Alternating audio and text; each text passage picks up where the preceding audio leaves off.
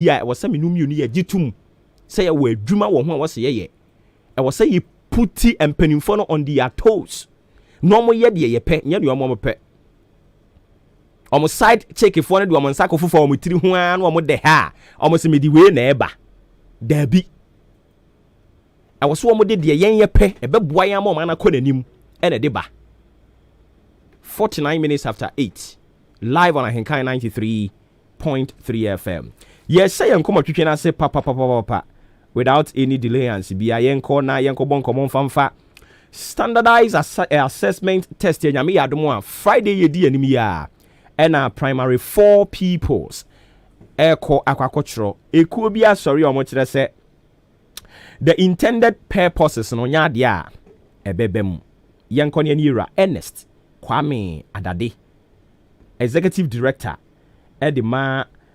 Africa Foundation for Educational Development. And got to train come you route him in kind of pay my watching. I'm a quabadi about in kind of FM. So umpumbo yeah.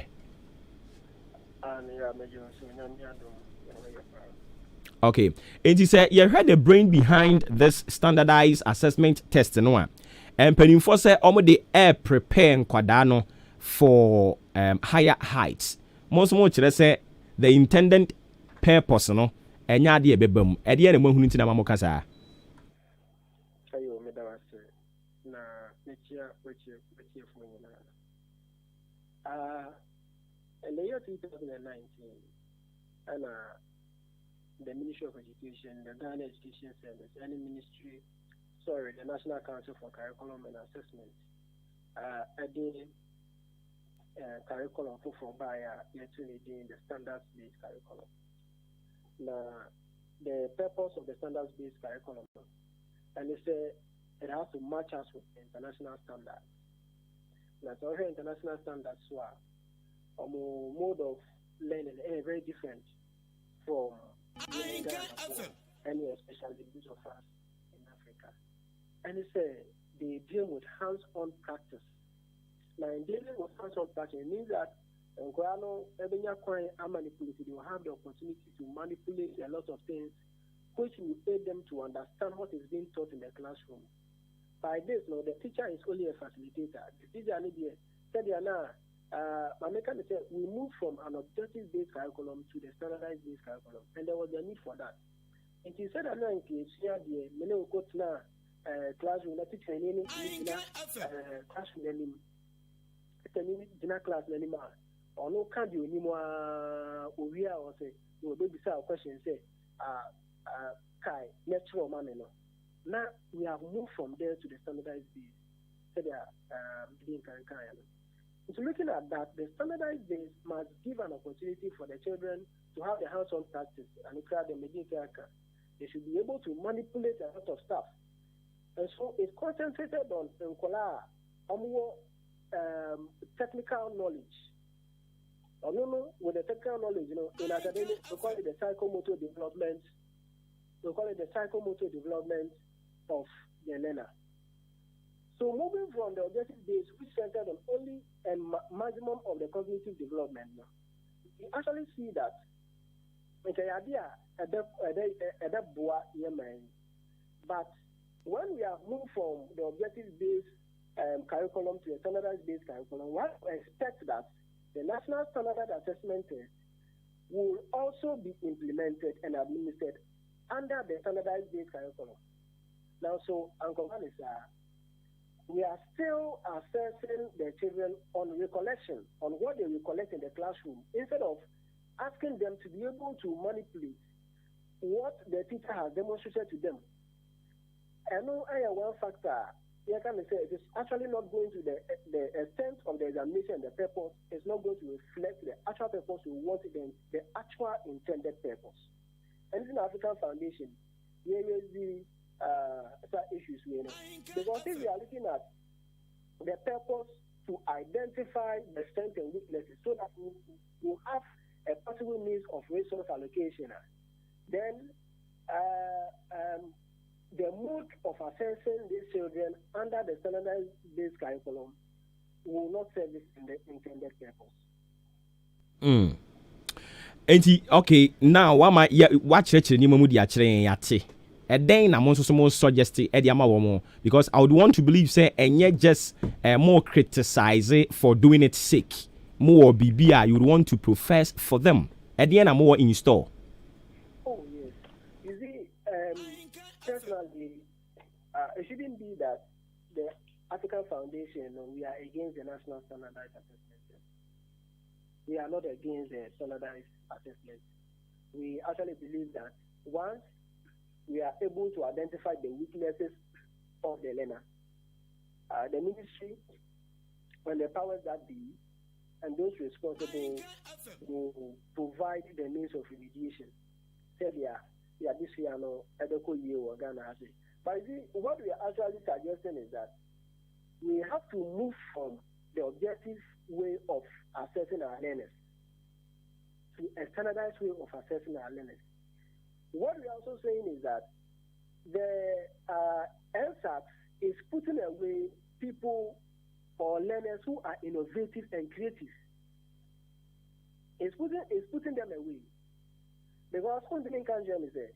Don't continue classroom, not answer mathematics questions or arithmetic, and you answer reading questions. Then your proficiency level is determined. One is also proficient in terms of technical mind. It is a Quran,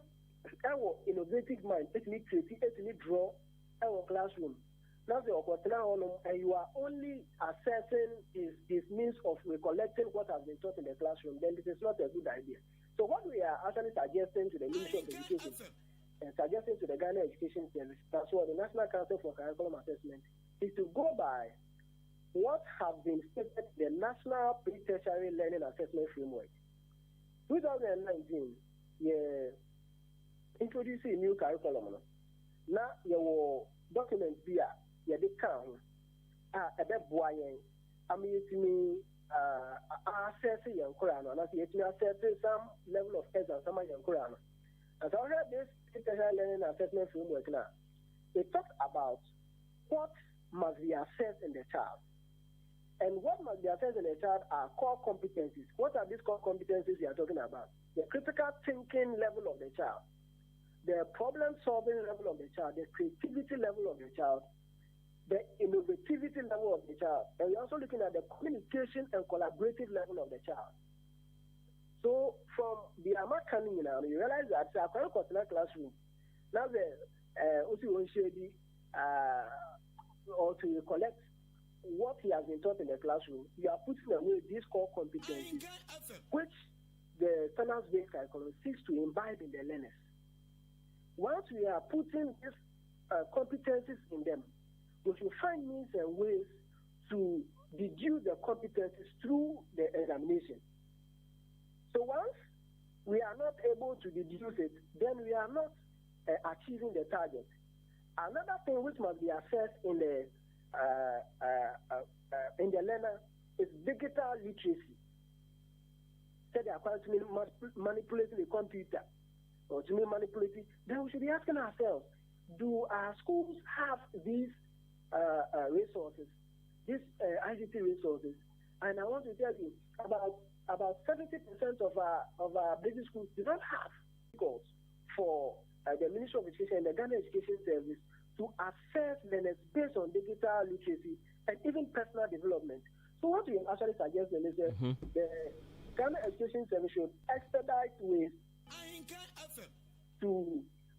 provide these resources into our schools. Okay. The academy in here, implemented the standardized based curriculum. Honestly, it must be provided within the shortest possible time. If we don't provide them, we will not be able to put into the children the competencies that the standardized based curriculum is talking about. So that is one of the things we are actually suggesting and then giving out to our education actors. And number two, we should be able to find means and ways to deduce the critical thinking level of the child. Like I have said earlier, you cannot be able to deduce the communication level of the child through an objective test you are giving to the person. Okay. You cannot deduce creativity level of the child. How do you know the child is creative?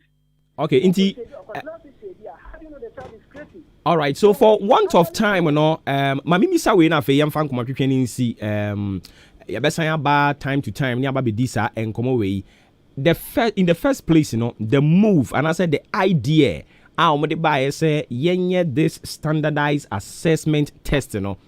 na ideal. Exactly. Ideal. But looking at the mode through which it is being implemented. And now to monitor the muhuni say yenye. Exactly. That is what African Foundation is raising concern about. Yura ma yena say we are throwing away the standardized based mode of assessment and they're still dealing with the objective based mode of assessment.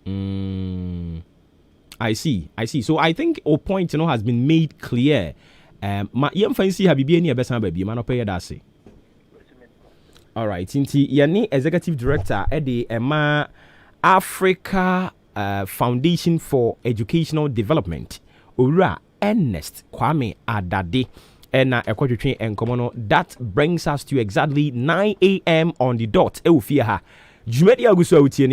Your most authoritative, fearless, and factual political current affairs talk show live.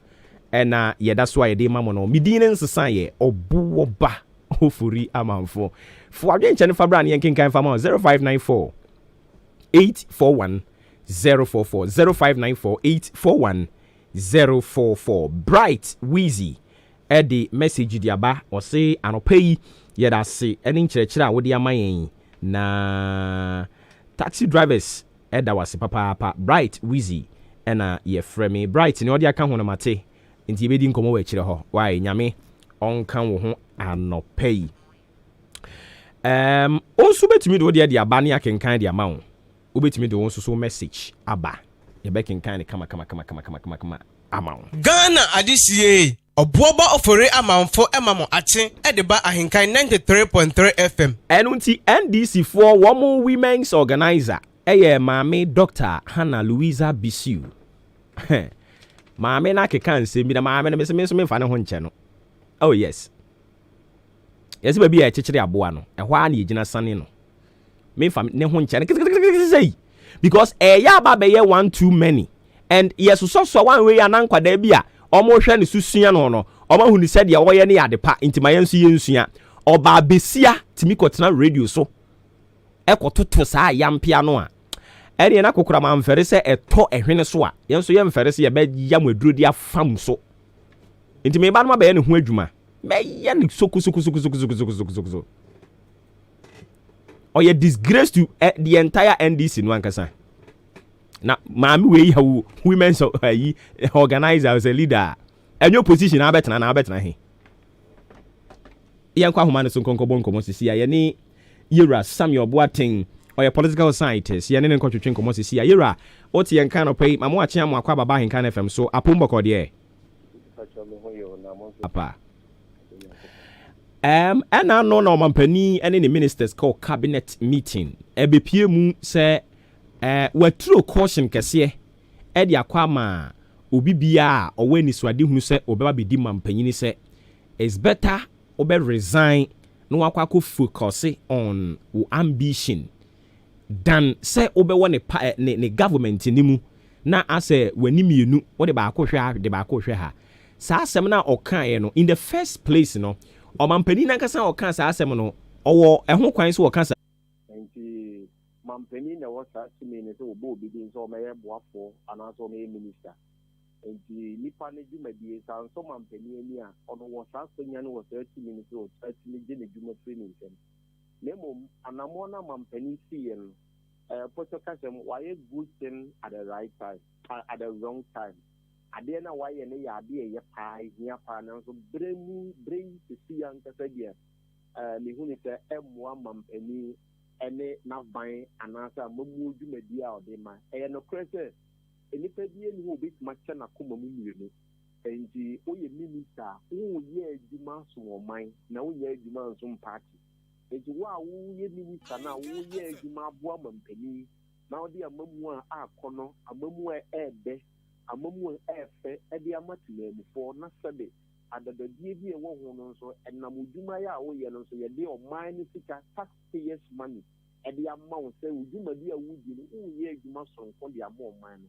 then nipa na wuntimi nsa nche wo mienu ema wo konkodo wo part di na die eti me ne mampani be ya adwene pa se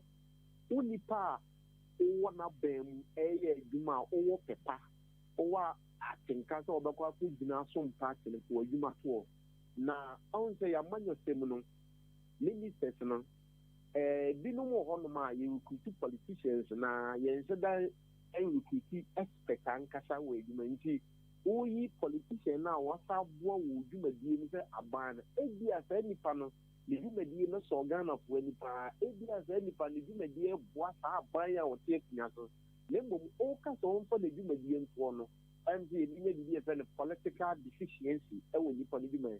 A woman said, Obi, we are to be a bit more replacement. Then so, of any replacement, you are Yana Edding, a better kaka. Who here will be on so bit Mabuamu,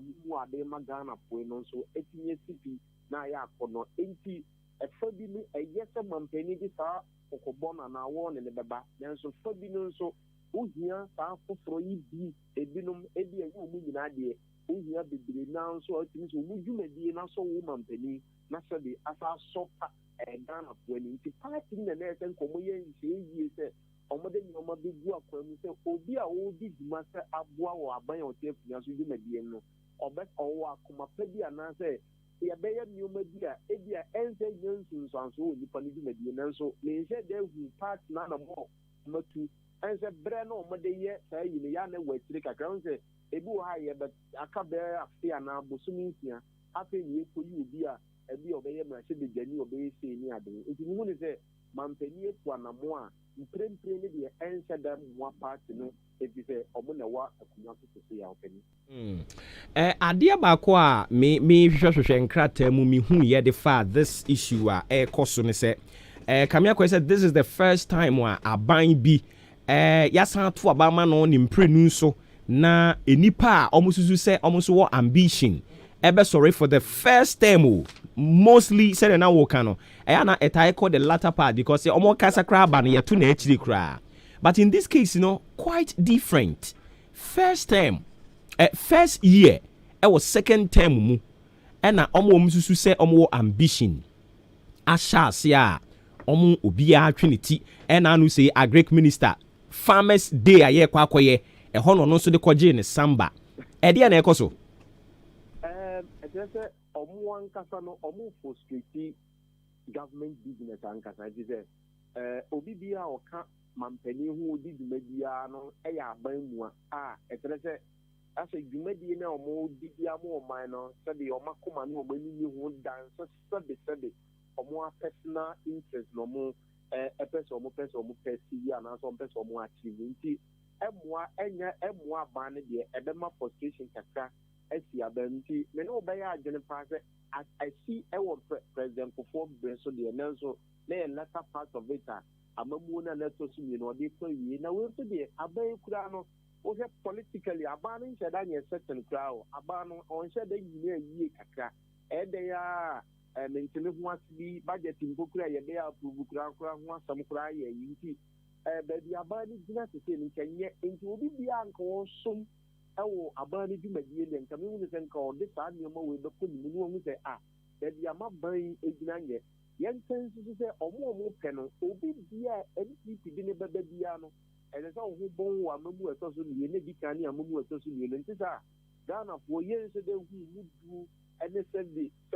o sie hu ne boa o de boa party ne enti omunye di ansa de oma pedi afatom emze akanifo echi sa na mo nyina ye no me afatom enye de bi hia party na na ebeboa ma Ghana ama ban na mamu aye so enti asa abantam dodo nebom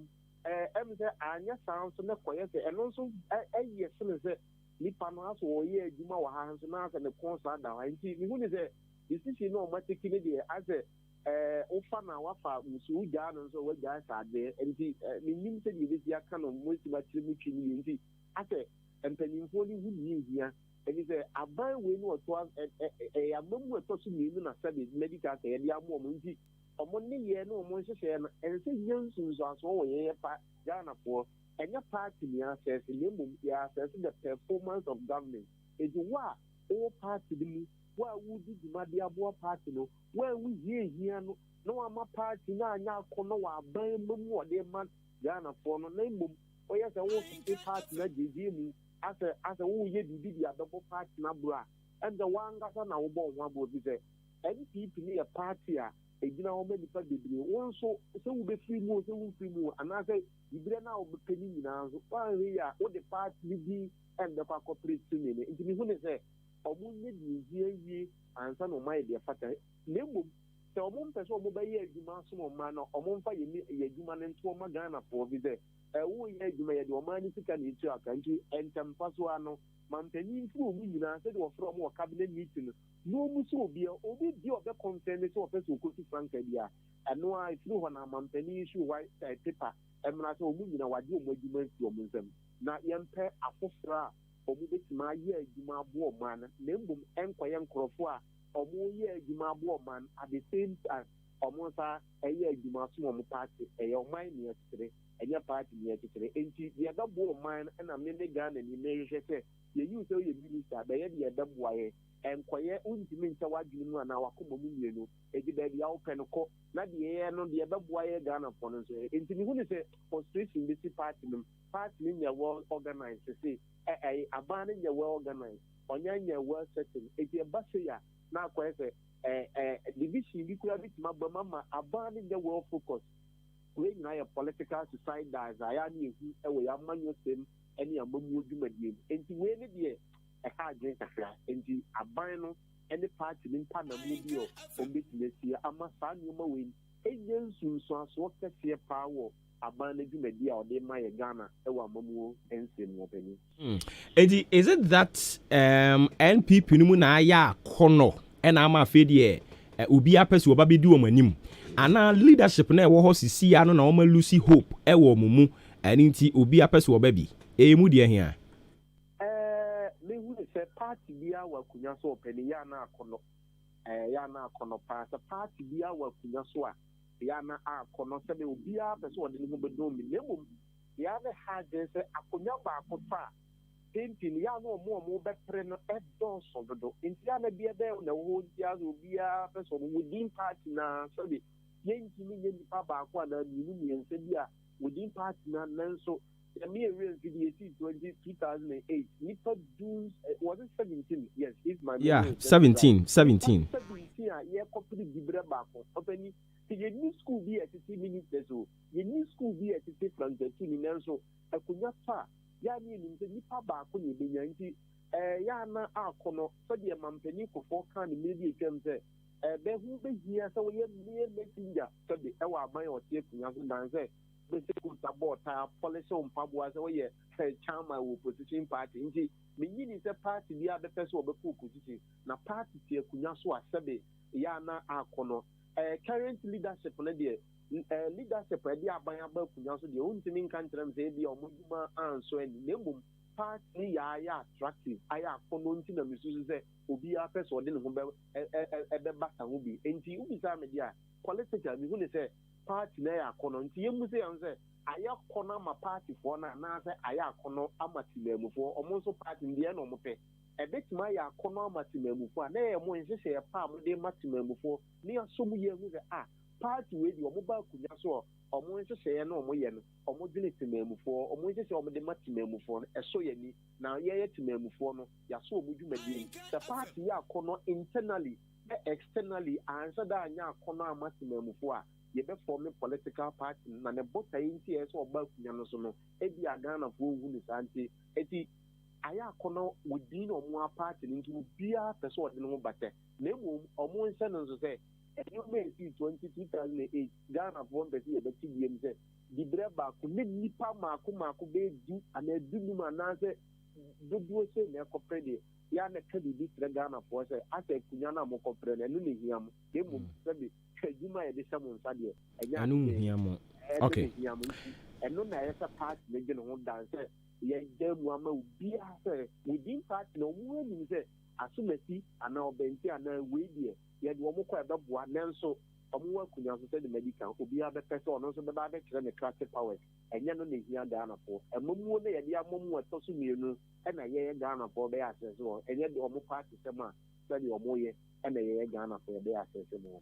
Ma mimi saw two questions together na fi we yanu ama ye ne de nkomo no asi ho no mo. Nti with this stern warning a free omampani ho a wode akwama na appointees no ebetimi aka me down the water ana se afekura na ade ni mu beye hye 2 se omampani ekoba se omo antie no na o sha se o tworo letter afaya binumu a ne vice president no so be fire ni bia Question we no I would say your political system no I say your two abayi mampani a I say na be die tino so look as say your two abayi no e be say o file ni o mayi bibia to say ono nso ye mampani a ya two abayi no ne mo mpenti ne ba say na e ya na appointees no ana e ya na koti o mo kakra nenti mampani be time sigina ni yi no hu se ne wo ne no de mom no e sitime gina ye dia onfre o mo se de ndi kan obi bi obe concern bia no entampa so on fire o mo kura ni ehu se sei na yemu se mampani abedi etire nso e ba se ya mampani be tima payan e be ye denki e ba se na ya na vice president ne de ya na ekovo if only so we interest ne de ya na ekovo mo kakra you mama clear example the year 2008 no on say e ba say e bi no resign ono de wan resign to say time ni gini say omo kopre no no yes ono so be join bi ezi we no em say kebe example be come pa me pese ni say e ba sa na ye mampani abedi eti ono so de meduma be to say ono so ye mampani abedi eti the ba sa so anke be me political system no so dey I'm yet to witness this but the amity dem who say e ba sa na vice president na Emma Edin Kano anase o yi na minister anenso ne dwumadi obedi bia no ebe ye say ono no be take advantage le mo ministers no na ebe point am eba say na ministers no na ya no ho kan le mo mampani abedi etire de ya na ye fa ne say ono no de aso ono nso ya to aba ma no nso ye nto no so aba nso so ni nso ono ye nto no so aba ba appointment ba o file ne ni omo ye na e ma koye say abe convention ni so ono nso ya to aba ma no asi ato abama bi ba political advantage no ono no koma no kan say ministers na omo no mpempi ni fire omo on say comforta ministers ben wo twidi o ha em so omo resign o position am omo jai then so na vice president na ona ye papa ali mama nyame fa ne keze no da so bi ni ma say vice president but say na as a discrimination back a crime to say no omo so party men constitution so kan say e ba sa no obi bia including sabi vice president so ono so what person ono so be too franka no enti em say e fi anka be me de pa me pesi ni e ka na mo party ni any mampani so be too enti a good question pa enti ya say beti me sin so ya pe ho asema na say ya pe ho pumati bra party ni besi e wo omo ankasa mamu di medi o say aba ne tie kunya so a ya na e dey say obe security party ni di medi from aba no tie kunya so di medi bi say abanu o take na ni dwumadi odi nyina odi wo party le dim enti beden party ni hihye no so akonye nsunsanso e wo abanu dwumadi enti eno na em say le BP abanu o take kunya no so no ene ne party edwumadi e wo mebo pani. Okay, and then the final question am bisa ye no warning ya omampani ya de ama wo mo no ebe boa dwodwodwo ano ana fekra na ene e waka fekra de ene me be resign kra tie asimu anti ejina mienu mampani hu se woni no ase anye yi a de beboa me mega na ni an se nipa no ye fire no de ni dwumadi no akosom eti mampani am ye hu se ase o person separate government business from party business eti nipa na ono no si gina ne she de kuta ne se me de ba bia me pesa mampani ye entem so a omo na ni so pom se be ya be na otwe mienu na abusum ye no omo na ni no hu se omo enti na sem na wasase fire omo no fire omo no so omo magya omo adwuma moma enti sa de ekoye se bola suja as ni na ye yi na ase ne sibibiri e be koso sa sanso e be agency aban no take yanso le party bi madi enti me de me pese kan tampa so omo ankasa aspirant na na so omo pezo mi omo aba bonte se me Mr. Boat na Mr. Ofori wo say onye minister bi nso o resign eno no be ye ebeboa de animonyam abere omo ankasa dan se on say obi eni o person ye adwuma e person pam no ene kra ye nim guase de mo eji omo anso ma bonten openly na omo ye resign anase mampani openly meka to afa yo mo e ya na mo mienu a baako egina oma aspirant no ene baako nso gina mampani na me de nso se the bit much looking the mampani ni working say the bit ma fire omo no more who say o separate government business say mampani some Ghana for you on some the party the nipa no ye minister there on no the bit me up to say obesom the party and also obesom man it is a nipa na up to there mampani wa kwanya so fire nipa no separate government business from party business yera anopai nyame onhyira papa ne bra wanya kyerɛkyerɛ nsɛm e de akyerɛ ye ne yetiefo bibia ni a sɛ ne yetaye no ne yɛbɛsan aba yɛda ase anopai okay nti ye ne yera Samuel Boateng ene kwatwetwe enkomo no ɔyɛ political scientist enkomo no de wɔne abo bibiri wa kyerɛkyerɛ bibiri no amu e de akyerɛ yɛn sima aduonu pepepe na abo apa no pa nonkron ho ɛwɔ efie ha ɛnomo ene ɛyɛ wo birthday Eastern Regional NPP organizer Commander Kodia and your birthday inti yawe show happy birthday Commander Kodia nyame onto kwandam and may you live to be 93.3 and beyond sanso so ena akosia esiedua inti amoa awo Hector International School stage Sengpo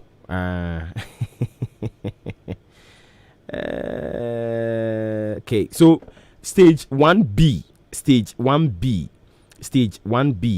osan ye class prefect wo ho ene when you're 7 years nyame onto nkwannem papa kusiesi edu antiamoa Hector International School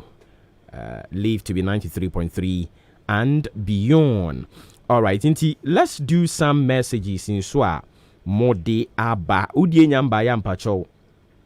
0594841044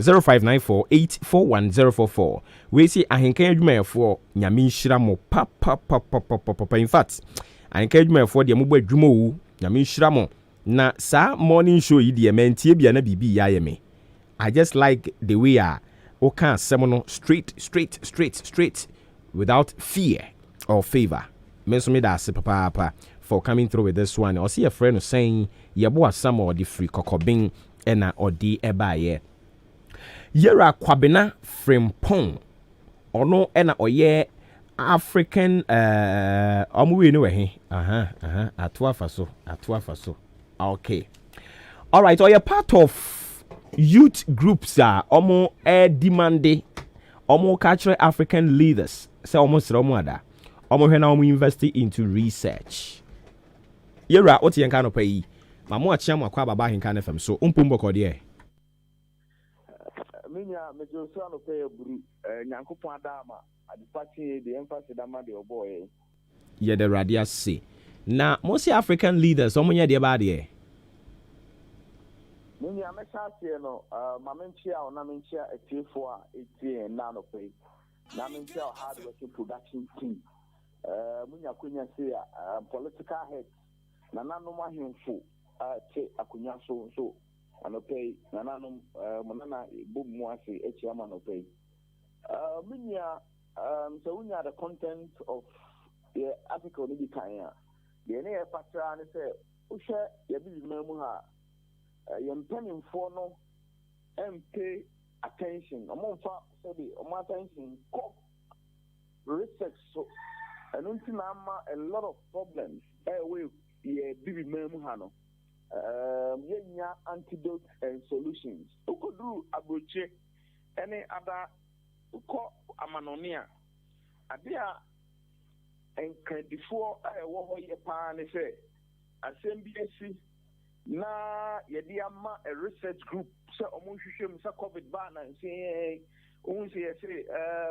this UNICEF group, this group, we more this research into the thing. Or more research, you know, or say problems, say question into antidotes and solutions and the embassy and no quite solutions nation. But do you remember? Not even who go school crampo, invite some go school pon, universities ne, poly ne, these tertiary schools. Cranny amount, even a research topic, research found Ubebi near the Koto Library, near Shinokwa, without even government, no, and now bino,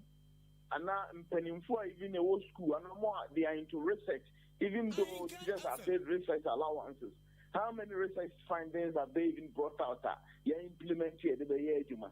We hear mom, ye maimu, and ye be memoir. Ye help the brain, he said, Tembia, assembly here is oh, a yame. Meanwhile, some of these researchers are among for ye good them. Say ye invest like and penning for the money up on this care room. Abua, ama some research, you know, your area, your mouse, Scorpion, your view, your see, let a Google library. Now I go into waste. And to see a per se, one research idea, Boapa, and say, research at the bois, my wife who make a decision. Idea, no many Japan, and say, on not boa for no markets, but can't say, or no, dear boa, no, Timber J, photo seats, and I end this seat. I want to maintain to net, and they say, or no elections, or there are a lot of research, but the area be up, area be or Kwana or Cassia Babuano, or we had a one on the election to acquire. Or yes, I need money in Ireland to net or elections be area, or research into their course, so the arm one man votes, say the one man votes improve the sign money 90 believe it said. Say at the mom and penning for presidents, leadership, and when you call research home. Now say, almost the room, no more strengthening, even major political parties, you remember, even though some of them crowd research departments, you are director of elections and research. But how many of them crown? Because some of them decisions are, maybe at times, taking some constituencies or even within their party.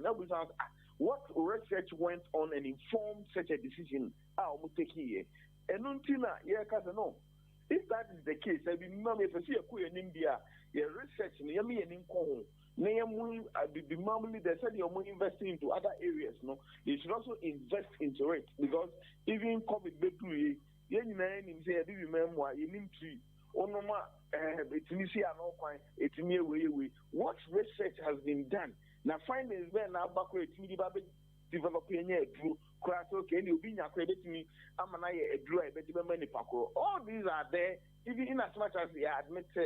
government has instituted a vaccine committee or Professor Fumpo watching down no Ghana. More research into Retombina vaccines, but it has even already has that which you see quickly because they are research in any way in a Juma, BBA, the 10 years social moment. Find a new solution for me, but if I had been able to generate, I am in your COVID vaccines and a book was WWE and it's all because they've invested their energy, their everything into it. But it's not like that. I think see a crampa. If you grow up on home, then the solutions in your macro crana, you book so to it. That is why I catch it with my and Benin for say they should invest into research. No more, Yera ma yenase papa nia wo kan ni nyina mu ada ho ye gidi sempanimfu etie yan no payi ombehwe na omama omani age ho san se bia yaduru sisi ane de eye science and data e na wiase nyina e de ebobra anopayi yeda se obre a wenya akyerɛkyerɛ nsɛm akyerɛ ne atiefo minia mesme da so akwenya nkan from tembi amode ma me nso kyerɛkyerɛ ye nsɛm nyame ntramo. Okay, nti yene Kwabena Frimpong youth activist ena ekotwetwe nkomo omode afutuo di akọ ama aman abibi man panimfo ahodo no and I would want to believe some betie na sopam na omaye ho bibi e di amayen me patcho abye nkyere no obetumi di aba 0594841044 0594841044 fabra na yenkenkan emfa ma wo sara ena mehunu some messages ni bi ewa ha in a short while no I will come back and read them to the hearing of the whole wide world. Enti ma yamfa we ento asoma say nyame adoma 25th of this month, this very month. I can FM we will turn one na ne senti ye de culminating activities bebre ene de ahihye so you know it ye bia ye or friend saying competition, cooking competition a whole lot. I feel na ye pese ye climb ase. Ne senti. Nyame adoma on the 25th of this month. Ni ye be ne say. Ye ba be twa hiem wa henka na famanim ha ne ya nante ahyase afiri aboabo e de akọ odan tokro bia no ye be make sure say ye wuram na ya announce your presence e de afa ho botae ne say akoda bia nya afia na wofo ohwe anim so obenante nanso henka na famba ya afa ne nya afia ye benante yi empani ebuba to ho se ebronkuma egu nhyerene na tikuma abribra ene na tikuma kwadu a ebeso abribra na ebe hu pa ye ba ye niam ahodo a ya mu amudi adanse se abro adwene ene entiase so enti sa fe ne nya afe na yeguso ye adwuma ne de a ene obi be say can you imagine we've got a lot in store for you and enti ya no aba be kan ho ne anante na yen t-shirt no nso so sei ena etie t-shirt na ye print ye no yen focus and say nka ye be nya apem company no mo print ya man say adwuma abu om so enti de ye kanie o ba o ahenkan ahosuo atade bia anase o atade fita fasha wo bag mu bra na se wo ba na ye cha na ansonso a ye ho donti na wa hyede ya wo de ba ye no na ye nyina ya ka bomu akọ so ate ase ye nyame nhira wo enti 25th ye hwe mu nyina manim 25th ye hwe mu nyina manim na meka ye ho na ye nante de kama pa nyankopon ya domo a 25th no anopa no nsia ni nyina atwa ahie mu ahenka na famanim ha omo bedi kan aba ntentem na ene muduru ha ne achecha ama mo wo ye late abeba no na asa because company no print amai no se adwuma na egu ne so no doso enti anhwe ya na 1000 no ne nsa anka ni nyina ati thank you na eno achi no ye be nante ye be bonsama mo kama e de akofa kurom ni asa ba back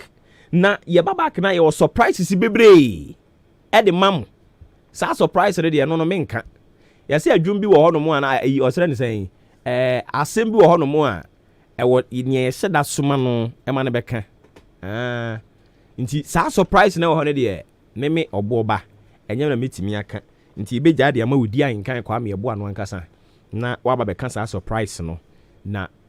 emu ode yenye ya hu ne de yedimse emu ode pa nti sa na nso wani beje ho nti ya no ache ne so de ama me wo ye company wo pese odi yen beto kese ye kan ye ntuma bom ne ye kwan ye befa so a ye nyina ye beboaboa yen ho na this work I successful a obe phrase 0244878763 0244878763 first number no na ene mpanimfo emmo enkomo anopa yi ma me mfa wonko Jubilee Hospital yare be na etete wo ohododo awo na aka wo yire ana opese okọ ni amo frɛ ne sɛ antenatal ne maternity ne ɛka ho no opese okodi nyina bia wodi wani ba kyerem ɛwɔ Jubilee Hospital nia omakwakofa babom kura de adutwam omakwakofa ɛyɛ gynecologist ɛde na ba gynecologist na waba no ne ho twa o ɛndra nam ko hu no ye ne ho twa no wabotre papa ɛne ti utie me woni wo yire aware emfie bebrenie woni hukunu maware emfie bebrenie awo ma me kamfu Jubilee Hospital di amamo monko na gynecologist na waba no owa abotre obehwe mo kama nti ebia wutie me eye fibroid eye menstrual disorder miscarriages unyinsen ya na sei eye awerho pa obi wo ho so no kwa de nyinsen wontimi kura nyinsen bi kura infertility hard dream papa afi ya wo uterine prolapse eno so yade ni bi wo ho no ni din de pa nanso wan hwi bi ku pa anything na make am for Jubilee Hospital edi amount gynecologist number a wo hwe se obedi se adwuma ni nyina edi amount me pa cho betumi afre number enu abuki no ato ho se ne be ya omre 0244 57 99 0244 57 99 and I say 0242 97 0615 0242 970615 and a 0202 4168395. Frewomo na enu mo monkomo kama ha. Na omo emwa wo emfa emame. Nti Jubilee afedi nyame adom gynecologist no yanya bi ewo yahye ye ho enomo. On the 8th of next month, January, on the 8th of January, May birth month. And me do my birthday in the 2nd January, no. On the 8th, na yedi enwanyen enkyerɛkyerɛ no ɛde hyehyɛ so. Sɛnea medical Canada no nka wenka ya wie dada wo, but yetie fo no. Yetie mu yɛmfa mu ni agro. Omo ye no mo frɛfrɛ no mo kan sɛ time na yɛde hyɛ no de eba saa ema mu bebre no enya akwanya no nti yɛntwi nkɔ nanim panimfo atie amoma twe akɔ nanim asisi ya no on the 8th of next month ɛna yɛde saa nkyerɛkyerɛ no ɛde hyɛ so enwanyen so oba besua amfa so bebre no a ɛna ɛwɔ so nti ɛmfa ho sɛ ɔyɛ graduate ɛmfa ho sɛ wonya graduate whatever bra besua bi na ɛmoa wo ɛyɛ 50 Ghana cedis na ade bɛfa forms no 50 Ghana cedis na wafa forms no ebi ahenkan FM ɛna wobɛba bɛfa forms no wonya bi wɔ baabi a obi ka kyɛw sɛ ɔtɔn bi wɔ baabi ɔboa ɛyɛ ahenkan FM pɛ ɛna wobɛnya forms no bi bra na bra bɛfa wo forms na yɛmfele ne kama na onso so tumi enya akwanya no na ɛbra bɛsua sɛne yɛnyɛn ɛnwa enya so ɛmfa soɔ frɛ 0244 878763 0244 878763 na nkɔmɔ no aka no munni ɛwɔ ɛkyire hɔ. Vision Vocational Training Institute sɛ menka nkyerɛ ne wotie mi anɔpa yi sɛ baabi a yɛduru ɛwɔ wiase mu no ɛyɛ nsa no dwuma ɛne yɛde dwuma ɛyɛ nsa no dwuma ɛne yɛde bɔ bra nkrɔfoɔ pam ntade nkrɔfoɔ nuanuane nkrɔfoɔ yɛ decorations ahodoɔ wohia sukuu a wabene na watimi ama saa nteteɛ no Vision Vocational Training Institute ebedi sɛ adwuma ne de ama wo ɛne nti sɛ yɛ aduane no a obroni fɛ no catering and hospitality management, fashion and designing, bead making, weather works, wedding and floral decoration, hairdressing and cosmetology, general electricals, wood works, building and constructions. Ni nyinaa yɛbɛkyerɛ wo ɛwɔ Vision Vocational Training Institute. Na core courses no nso so yɛwɔ mathematics, yɛwɔ integrated sciences, yɛwɔ English language, yɛwɔ social studies and entrepreneurship skills. Ni nyinaa wobɛtumi anya bi ɛwɔ Vision Vocational Training Institute. Yɛdwuma penti yɛnkrabata ne dɔso akyem aboabo na yɛkɛseɛ ne paa ebutuo akyem aboabo ebutu Adotei Junction uduru hɔ no mu a bisa akwadaa kra sɛ okɔ baabi a Living Bread School no ɛwɔ no kwan ne so a wobɛhunu Vision Vocational Training Institute ɛwɔ hɔ. Saa nso na ɔmanfo a ɛwɔ wasa ekropɔn bɛkɔ nkwansia ɛna nkɔkɔɔfoɔ nso bɛkɔ nkɔkɔɔ nsuta. Yɛwɔ yɛn campuses no ebi spreaded and I said dotted around over there. Phrase 0240 802009 0240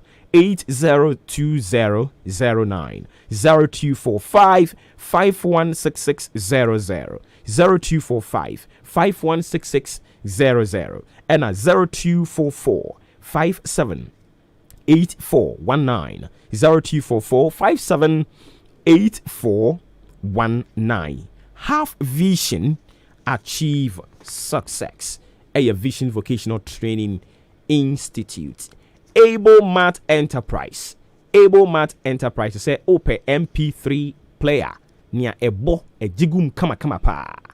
And I say phone batteries or phone battery then I say na opebi. Earphones and I say headset and I headphone and then also open mobile phone chargers ahodoɔ no bi screen protector open ahodoɔ no bi and music box and open home theater bang and open brabeton wholesale price ɛwɔ ɛyɛ Able Mart Enterprise yɛwɔ akyem ɔdan multi credit ɛdan no ɛkyi hɔ nom a frame was 0208 221106 0208 221106. Able Mart Enterprise yen ɛna yafato yɛn ho so sɛ yɛbɛboa Ghana for pa K Asenso Limited K Asenso Limited. Who's a K Asenso de ye fana asem wana mu nyina ma giso se eye pa. K Asenso so be ma nkonwa papa. Akonwa a wote so a ebeboa wo akonwa enye twokon bia K Asenso Limited na mekanfo ede ama wo. Authentic bookshelves nso ye ne ho a call Circle Adabraka of Iran Clinic. Kaneshi ubehunu no wo Flamingo Road eye Zango Junction ho a. For K Asenso e was 0302 257 209 0302 919 739. K Asenso Limited, home of quality office chairs and book shelves. Omobe to mi ahwe aboawo ama enioma akọ kama pa. Enti nyumeku ahudue na daroma oma so yemu a ye de eye Maakye ebremo dwoda ekopim efiada wabra nunsia abapa ho sima aduasa ekopim se nundu bebo mepacho utie yen na se mo ye company mo so mo pese mo ba beso yasene na dwumadi a ye die no ahoden ba mu chen weyi a also fresh 0244878763 fresh number no na eni yen eni enkomo kete we sibi na obetua we kire ho kitikiti bi na obetua we kire ho keke companies ya almost so aso yasene say yemfa ahinkan work no emfa mremo no wo mu din toatoa so unya maya wo ya too late moonlight pub ekrayemu oba press collections ekrayemu in cancer phones ekrayemu Nanes Palace eka ho bi ASG omu efri esubua omu ka ho Jam Transport and Trading Enterprise New York Cosmetics, Able Mart Enterprise, Odan Pharmacy, Emmanuel Brass Band, Omo ewo achiase. Omo no mba be jirem ene den pa. Eya na wa hye nso dia mama. Unyamba ya wo ya too late. Enti tutumiri kabra nebra be kan ye ho na yensoso yentumi enko yen enim. Me pacho ma mingo for this breeder. Me ba mema wa wutie me ne kwan na wo so waba mu bi me ba mema wo kwan na waba mu bi so ati ase entity bi ma me ba Abuzigi 93.3 FM. We are the best in the East. Anunti. Adinche wa chim da manso across wa subu abrenansi kotokom chia chim enyase odan kwanta ayrebi jadem jaha swodro wisa achiase chim asane batabi asubua asuoso anamase across asanteman kwama kura ani enkuro to a atwa empatam wonyi nashia bia obia tie Abuzigi 93.3. We are the best in the East. Yawo achim abuabu. 43 minutes after 9, still live on Ahinkai 93.3 FM. Ofremi Obuoba Ofori Amanfo Maakye any Jumedie no edin fearless and factual. You can't say anything. Is Rubia. Ya no wacha asiama me. Man na wumi bi di kan na afi mema no adi akire. Utie me moye kwa. Say ya sorry kwa. Ana mo ankasa na mo amoye mo ho kwa. Nyame yadom on the 24th yepe kwa mienu ana mienza mienu ye yepe kwa mienu pe yepe kwa afo mienu a nyame yadom a efiada 24th na Maakye yede ba wiye for the year 2021 enti Maakye e ba wiye 24th for the year 2021 oye kwa na utie me say ya sore kwa say ye de ben kwa ye ma wakwanya no oba be kan ye ho e wo ha no mo sa fiada no na ya soma bom nti fiada program ne de ye beji yani kama pa fiada kro no 24th no brass band gina ha ewurade 24th obi nka se ko kurom na wa wo hwe living na wo hwe wo bra wo mu a wa nko takrase a obekwa kokoa so frɛ number no 0543 mo ye kwa mo se we bia 24th years ye pese ye ba bi ne be pre minimum okay 0543 15 akoye huna mane 5519 0543 155519 0545 15 55 19 eno ne number wo be frɛ ni edi nkomo we kire ho na 24th ye nyina fa mewenta so wo dem ha ebeye oja ere no sa no betu oja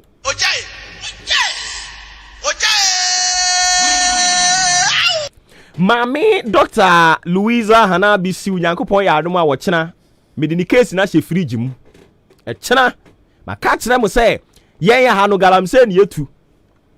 enti sɛ wo yɛ panyini ne wa ni wo lemu na wansɛm bɛtɔ yɛ pono so wɔ galamsey amena mu ha no mo a yɛde bɛtetaro nti kyena Mami Dr. Louisa Hana Bisi mo kan kyerɛ no sɛ kyena ɔyɛ veterinary doctor veterinary wo kan yɛ kan otwi mu sɛn doctor wo hwɛ mmoa mmoa doctor okay into a mmoa doctor veterinary doctor nyame ya adom ho a etena minim se odi ye etena no ono obeje no wogina so okoka sa ansem no na ensem no oka no nso mebwa mo watie bi ntafe mi sodi mu ne me posa no a no atemase leaders are expected to live an exemplary life. You don't go sit on radio and then be throwing tantrums, spewing nomfa on radio, or in the name of party, or in the name of politics. Ebe posa wechena. Echena si ukuada. Nti abam ni beba. Patapa beka se obete wodui wo radio ne so. Oh. Next time okotena ye bie microphone ma wa obeka asem ho a enchini wo mu. Mame mra ye atiefo a yemfa mu ni agro ne ho. Wahu. Mo de yɛ mfamu ni agro mo yɛ too much tie fom tie Maakye ɔmo frɛ Maakye no mo ani abie tu ebra so e ba mo hɔ mo pani ne nkasa ansa na mo ahyase mo nya botre ɔmo ahyase e yɛ Awurade Nyankopɔn Maakye callers yi mu hu. Fellow citizens, I ask you to be citizens,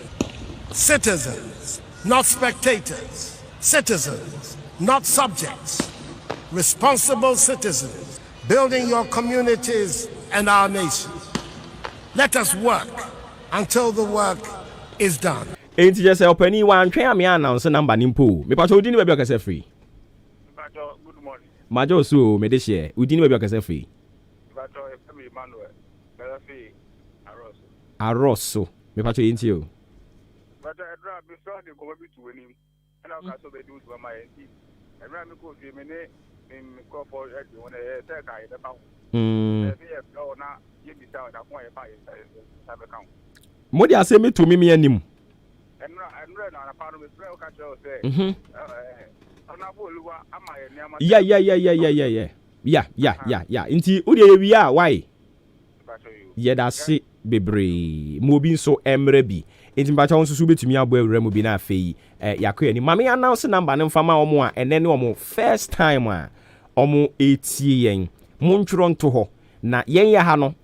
program we so no yen time announce numbers saa but course na e band ya na mind boggling 0201 first timers no 0201 944 485 0201 944 485 and a 0554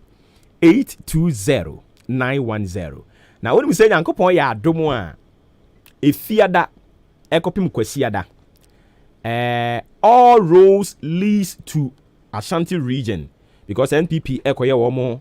conference kese pa ewo ho enomo yebedi mu nkomo ebacho oh unfortunately ubetimi asan ba biom ubetimi asan ba homa no so aye hia ma wa ma ho anye ha ye peki obi abegina pono na chi ache pa ebacho odi ni ba bi okese free unfortunately ono so entimi anyina so homa no so aye tro na on Friday, Saturday, Sunday ye be follow ni ye be koso wo Ashanti region na ye di abremo ebacho odi ni ba bi okese free Yera Daniel Mpacho ma woni so na yentie o Mpacho so ni de tie pa o speak fat na ngasa yo kana na ewo mo mo ni serious onye serious dilo bo ni abo mo ti sa ko fun ta mo be fa yenso yedase bebre. All right inti NPP for some penny for enra amkoye press conference ya obuabia someone di wo anim communications director and I will say you be a when ho say obepe position be a mo conference no nye campaign grounds to ya waben no or say conference na se nye campaign grounds inti yesre mo monhwe na billboards bi a mountain wo bi a munyi mfamfiri ho eye conference na mokoye wi a na monsan hwe kwan befa so a mo be build mo party ni together because as a loopholes bibre abem na monhwe mu mistakes ya moyeye in 2020 MPP for your mistakes bibre monhwe kwan befa so a mo be kaaka mo ho 2020 say oba ekwatia mistake kakraka omo ye ne say omo se de no wote so no wabon ontumi nka borofo into omo ko fa star boy aba e no mo be gi omani so. All these things are problems are a what part ni mu so what you say enti mu identify problems no till date mu bebre appointees ni bebre kura mo mpe mo nkrofo nhwe communicators mo mpe omo nhwe communicators ni bebre ni e koso part ne kura mo nim ebeto shock say yetibinya a whole secretary na as ade bi koso part mkana secretary kura onya we yen kan kire no. All these things are problems e what part ni mu enti we nu amoko ne akonya kese a e wo se mo twempanimfo adwene disi so foot soldiers no munyai social media moko tena na moto ayampia ne komode mo foot soldiers ne komode wo mo e komode wo mo because pani a wonimu no a na woni ni nyina na tie atechemu a ne nyame na dom a omampani akufu ado ama ne so no o frɛ no a ma ye busy o muwa wumpo one je say wunya akonya kra ne kasa abaka say munya abotre na mo amunim say mo de ya ba ye nche mo second term nie mo mpo mo nhwe e pa to di ni ba bi akasa free DJ abe achembese boss yenti o Africa pa afenko meto yen akora me fa akonya we so e bi sa se ndi say ye kwan ya titi ya no ope esi na onam so a tete sisia achim ayo bi kosi odan ubedo tete ngwanye ntutu kwa ni bi sa se sambe na mo be ye kwan na wonye kra na omo nye hu bibi na nka ntutu na nkofo mana empanifu ate megiri se anu yie no ebeba enti won so betumi abamu bi ma me nka foot soldiers na se mo ma wom se ubama mo ene me kasa dia mamo se ubama odo itema omo ekenka ho amigo ayi hwanhwafo ya apri school scouts hwanhwafo ya ehwom se message de bayi crispo fufuo ne ankoma foster mo ne omo ekenka ho ba ku bi kura wa ha walanyo akwatia eno makenka ho mompe omo nhwe na boys na ya dwuma mompe omo nhwe MPP mpanimfo no mu bitiri mu oden dodo ena maka musie susu na monko amudi o be pai hwese ne waye kese se wafunu nyina wugina ho no mu akwala akura betimi atete wo wachi ye hu no cause wafunu nyina ehuhuru o be gi se to mu bi ni all these things are problems mu bi ni yan kan kiro se ko wie sika fa bere wo mu ekwan a wo fa so a wunya bidie no saa kwan no afa so because ti asese kane no ene nyame a wadom wo ye CEO first na wo ye unemployed na wo nye CEO enti wa bana CEO no ye tua wo ka kakra wunya no so fa bi ma omudi yanka se ko wie sika ma o party fo ni akwanya bi ba mo fo mo nwuram constituency bi wo empotem ha ba bi me person mebo din wo but wo eastern region he ya opani no a ono no na oya aban na musini ho no me nkyere agenda me kyere agenda na mo behunu nipa kro ono no ya aban na musini no wo ho no MPP ni no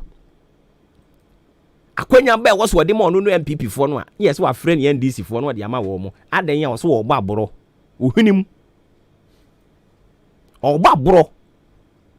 we dum nyina ye problems e wo ho ayi Mr Prince ne Richard ne MPP krofo yo mfrefre wa hai omo nyina they know the fact papa osu jadam fori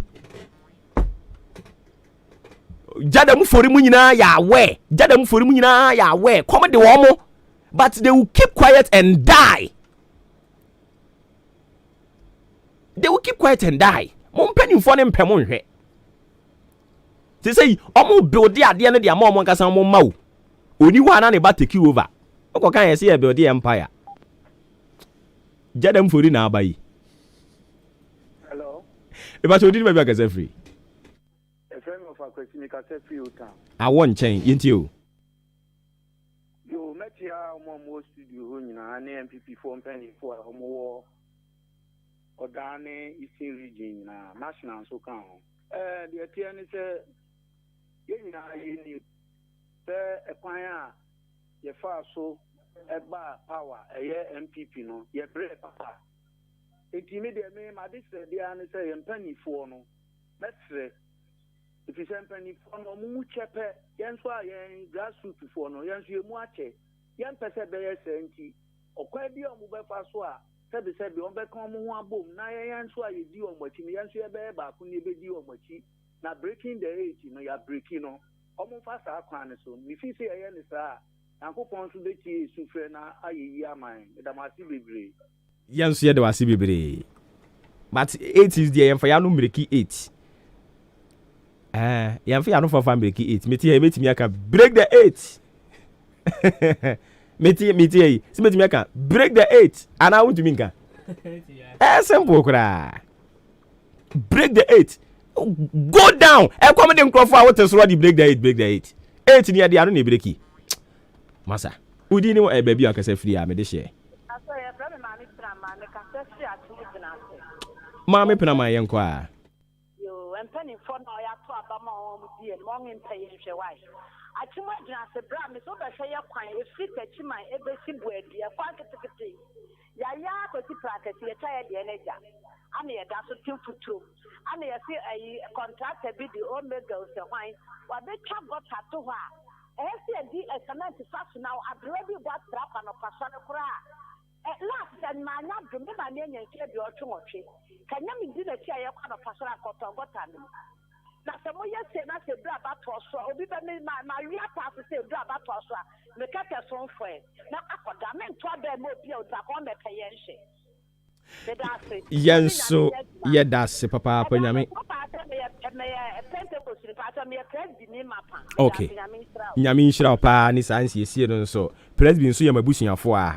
presby for na tete me ko school or presby we say nyame nshira papa ba o se no obo be kra no hye hin fa kra na dada ni yen me ko share se hwi e ba chodi no be ka se free Olege yedio eveni fono amabe tutu amao pabwadi kwenu contractor na kwafi onye kwano ntodo omekata asomane wa yesere no yate yeda se ono so de odinam no nso obi ha onye obi ha wo eso obi ane ne ha wo abrabo yi mu ono so de odi aba no kwadwo benefo osi nyame nhira papa ba yenya won temu a nka yawie. We say good morning captain in the morning Obuoba Ofori Amanfo osia no Joshua osi me do show no papa na nyame nhira wo ye fra me junior me tie wo e wo odan bungalow nyame nhira papa anyway nso saying in fact mo gwadwuma wo nyame nhira mo papa na edem live and clear e wa chim abenase enchia nkoma adwempa mame jabra wapam bi ahye no free clothing achima benase no di free ba ye o bo kuku football ho no mo nyame hira o anyways work by check it's a check out time yako ya be ye de final call out didn't we akase free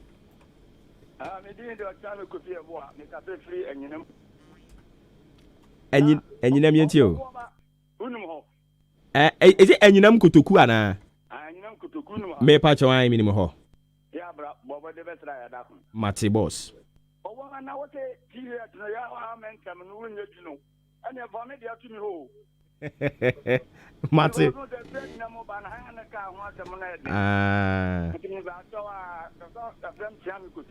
Chiami kofi ebo amati a. Enti wo beji t-shirt no so apam atare ni bi ato kon ho aba. Mati me rasi. Mati ase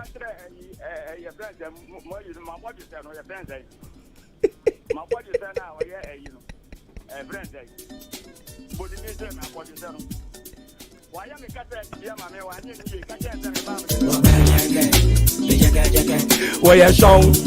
Jaba. Okay. Where you song? Where you song? Where you song?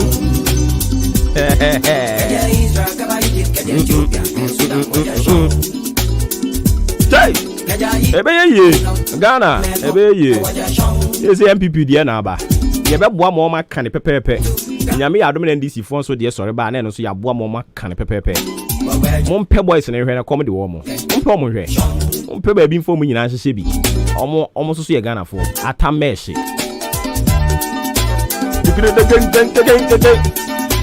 I don't see on behalf of the team. We just want to say thank you so much for being part of the show from the very beginning. This is where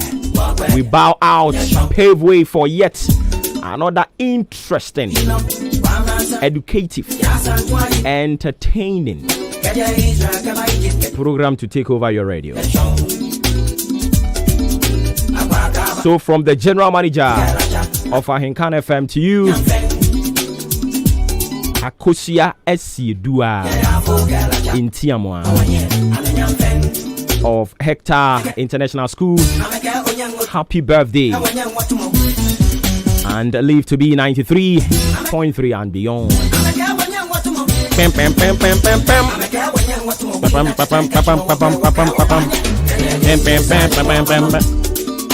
Yeah, faster than Komo Jan can Kwame Aboa. Executive producer Eddie Masho no. Lead producer ya Grandpa Kofi Mengsan. Kobe K Neboa no. Kwame Asante Kahumbi. Ofremi Obuoba Ofori Amanfo. The Commander General. Ensro Jaba Kwa Maka. Yeah, sorry so. Near the media who are Canada to so me no ka say kwaku enin kusibu adum. Ono so so atena se wa ha. Kasi aba hodo mo de brem ene da no na poso o de beto aso. Hwon so yie. Hwon so yie ne yesu bemu a utumi nyini che. Onim ye number na ye ko yie frɛ boy aba so. Ne anko yie nso twen adwensi so. Sa ne chechero man. Mayenwa.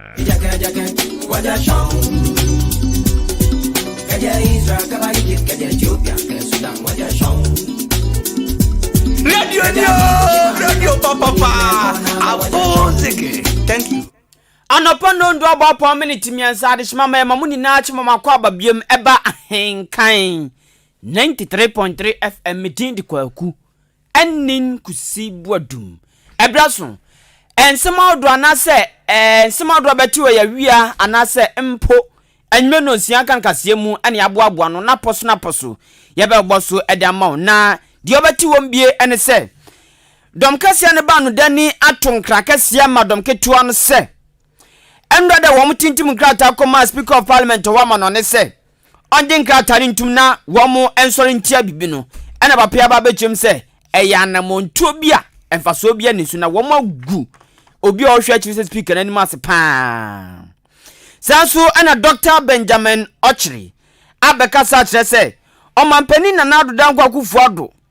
sha wahye se ye mfa tutu awdo bi nwa kwamu ne nyoma awdo bi ne mfa mmo man puntuo no papa che se nyoma na awdo be ron meboa panti ono de o tai na ti papa se enya dwuma West Africa Examination Council 2010 WAEC for say womanya entwashu kakra bi wo dwumadie hu enam so magana fo bi se na sade a wo fa nya no atwa to kra mra na wo hwe se ene wo mampani na nado de no ebo abira anase emu abira sanso enamlanim ni Sami Jamfi akasa kire se enye mra etia mra pa se o man ya etimu ye be hye kete se yen wo COVID-19 vaccine o se etia mra papa endi so temra se humra pa hwiamra obi ya san bia betum da kogina kotu na one na di ensam no we bi kan ho ena ya boaboa no ye de ba abesum mo se awia prem to bra na se empo anwuma no nsia kan kase tia na wato aso din no wati mu nsem kwagwa ne kusibu adum meko na adwuma kwabena costi odi ato aso Screening. Amaje Herbal Clinic. Ase kan hu bia mo. Amaje